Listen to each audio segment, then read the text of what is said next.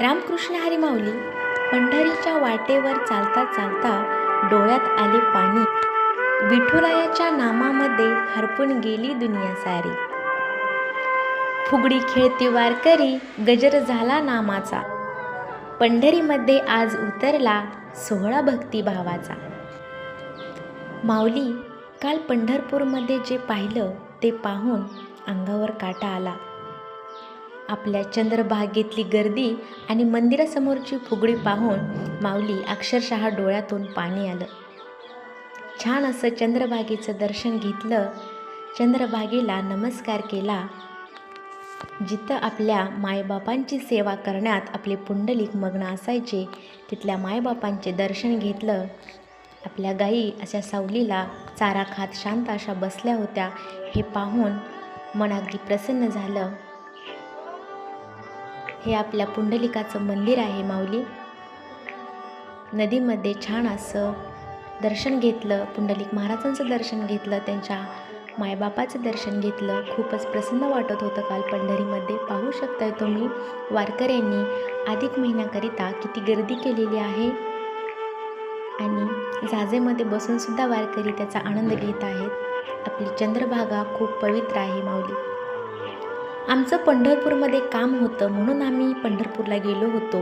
दर्शनासाठी जायचं असा आम्ही निर्णय घेतला नव्हता, परंतु अचानक आम्ही मंदिराकडे गेलो. जणू काही विठ्ठलाचीच इच्छा होती की आम्ही आज दर्शनाला यावं. असंच माऊली आमच्यासोबत घडलं आणि आम्ही दर्शनाला गेलो होतो बघा. आणि काल जे दृश्य पाहिलं ते शब्दात सांगणं कठीण आहे. सकाळपासून पंढरीच्या वाटेवर विठ्ठल विठ्ठल जय हरी विठ्ठल हा गजर सुरू झाला होता. चंद्रभागेच्या किनाऱ्यावर हजारो वारकरी स्नान करत होते.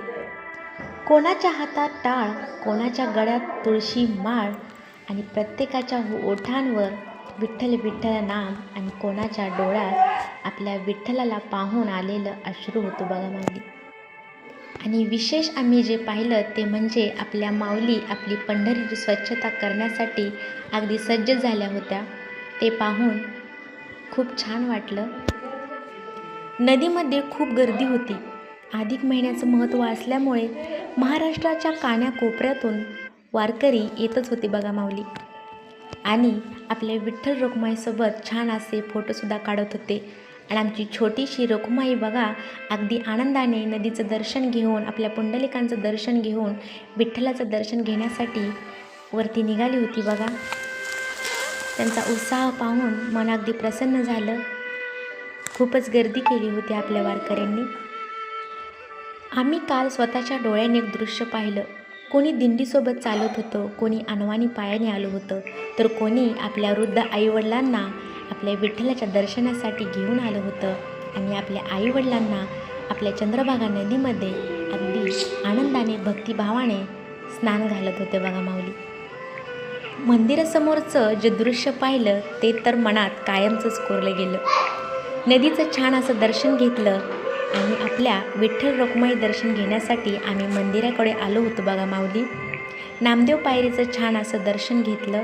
आपली पंढरी वारकऱ्यांनी अशी सजली होती बघा, अशी नटली होती माझी पंढरी. हे पाहून मला खूपच आनंद झाला होता माऊली. माझ्या डोळ्यातून खरोखरच पाणी आलं. माझ्या मायबापाच्या मी दारात आले, माझ्या माहेरी आले आणि ही माझी वारकरी मंडळी पाहून मन अगदी हेलावून गेलं बघा माऊली. मी खूपच भावूक झाले, कारण हा क्षण माझ्या आयुष्यातील अस्मरणीय क्षण होता. पाहू शकताय तुम्ही किती आपल्या वारकऱ्यांनी आपल्या विठुरायाच्या दर्शनासाठी गर्दी केली होती. नामदेव पायरीचं दर्शन घेतलं आणि आम्ही विठ्ठलांचं दर्शन घेण्यासाठी गेलो होतो बघा माऊली. आम्ही मुखदर्शन घेतलं. मुखदर्शनाला देखील खूप मोठी रांग होती, खूप गर्दी होती. पण छान असं माझ्या मायबापाचं दर्शन झालं. माझ्या विठ्ठल रखुमाईचं रूप पाहिलं. मन अगदी प्रसन्न झालं. आम्ही जेव्हा आतमध्ये गेलो तेव्हा मुखदर्शनासाठी खूप गर्दी होती आणि माझी दोन्ही चिमुकली आमच्यासोबत होती. गर्दीमध्ये ती खूप घाबरली होती. चिमुकली असो, मोठी असो, वृद्ध असो, लहान असो, विठ्ठलाची गोडी प्रत्येकामध्ये असते. माझ्या चिमुकलीमध्ये तर विठ्ठलाची खूप गोडी आहे. आणि आज तिनं यायचं असं काही नक्की नव्हतं, तरीही तिनं आज साडी घालून आमच्यासोबत आली होती. साडी घालण्याचा तिनं हट्ट केला होता आणि जेव्हा आम्ही रखुमाईचं दर्शन घेण्यासाठी गेलो तेव्हा इतकी गर्दी असूनही असा एक क्षण आला की पूर्ण चरणापासून मुखापर्यंत रखुमाईचं रूप मला आणि माझ्या चिमुकलीला पाहायला मिळालं. तेव्हा तिने रखुमाईच्या साडीचा कलर पाहिला तेव्हा तिच्या साडीसारखा तो कलर होता आणि ती म्हणाली, मी आणि रखुमाई सेम सेम झालो. ते तिचं बोल ऐकून माझ्या डोळ्यात पाणी आलं. किती माझ्या बाळाला विठ्ठल रखुमाईची गोडी आहे. आणि अगदी नतमस्तक होऊन तिनं रखुमाईला आणि विठ्ठलाला नमस्कार केला. तुम्ही पाहू शकताय इकडे भगिनी मंदिरासमोर फुगडी खेळत होत्या. टाळ मृदुंगाच्या तालावर भक्तीचा आनंद अक्षरशः नाचत होता. ज्ञानोबा माऊली तुकाराम या जयघोषाने मंदिराचा परिसर अगदी दुमदुमून गेला होता.